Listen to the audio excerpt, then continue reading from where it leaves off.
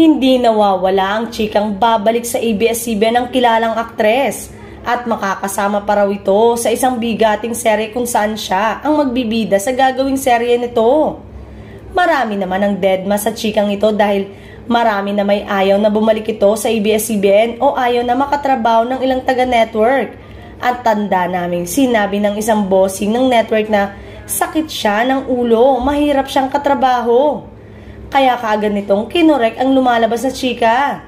Sabi ng TV executive, babalik nga daw ito ngunit walang kasiguruduhan kung tatanggapin siya ng mga audience sa TV. Hindi lang alam sa ibang unit, I doubt kung may offer siya sa TV. Sabi naman ng pangalawang TV executive, I don't know kung saan talaga nanggagaling ang issue. Wala kaming offer. Wala rin akong alam na gagawa siya ng serye sa ABS-CBN. At pahayag ng pangatlong bossing ng DOS, I'm not privy nor authorized about critical matters like artist negotiation. So honestly, hindi ko po alam. The next day ng head ng TV production na si Direk Laurenti Joggy tungkol sa pagbabalik nito sa DOS pero hindi pa. Wala pang sagot.